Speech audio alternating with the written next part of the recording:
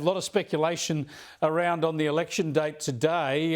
If it was to be called this weekend, it would be April the 5th.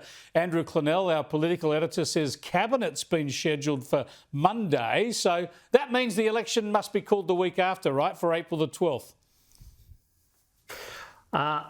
I think that sounds right in my calculations, but I can't say I can add a whole lot of insider wisdom to the speculation, Chris. I didn't necessarily expect to be here in Canberra this week. The Senate's sitting for estimates, but Albanese has not called an election yet, and until he does, the Parliament operates as usual, business operates as usual. So yeah, it's the same old guessing game. It imminently. Yeah, exactly.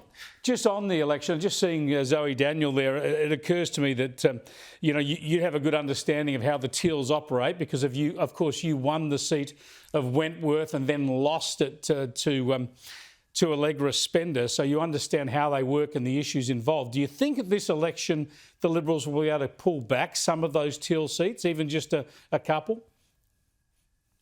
I think we will, because I think they came in on, a whole lot of, I think, quite vacuous promises about politics done differently and, every aspiration realised without any trade-offs. And I think what the electorate has seen with all of them is they've been a colossal disappointment. They haven't achieved what they've said they're going to achieve. Like every politician or every political party, they've been forced into making trade-offs between competing objectives. Politics is not being done differently because of their presence. In fact, they're accentuating some of the worst traits of politics, like huge, money determining the fate of elections and huge spending and donors influencing the outcome of elections. So I think, the electorate has, or at least, the people I speak to, have kind of got buyer's remorse with a lot of these Teals. I think particularly when you look at Zoe Daniel and Monique Ryan, both in those Melbourne seats, they also portrayed themselves as almost small L Liberals, and they've been exposed over the 3 years to as what they obviously are, and that is more like Greens. They're hard left Greens rather than centre right or small L Liberals. We'll see what transpires there. Let's get to your side of politics and the coalition.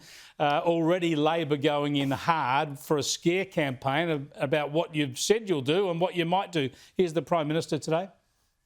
He said he'll slash 36,000 public servants. That means less people providing support for our veterans, less people providing the support that Australians need, perhaps more robo-debt being brought back as well. These are frontline jobs assisting Australians. Can you lose 36,000 public servants out of Canberra and people not feel the pinch around the country? You certainly can, Chris. I think ask yourself the reverse question. Has anyone noticed anything improving because Labor has employed an extra 36,000 public servants? Are people's lives suddenly better? Well, I think the answer is no. Maybe some of the cafes around the Parliamentary Triangle in Melbourne and in Canberra. I'm sure the restaurants in Canberra are doing better, but I don't think anyone has, if you look at any metric here, people's lives have gotten progressively worse, including things that Labor claims, themselves to be the best guardians of.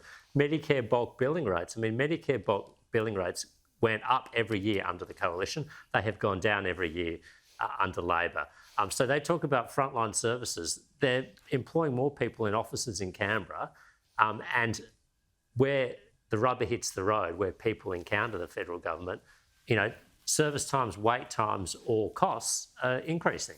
Just quickly, before I let you go, would you be in favour, if the Coalition were to win government, of all of the ministers getting their departments to send out an email to all those public servants asking them what they've done in the last week?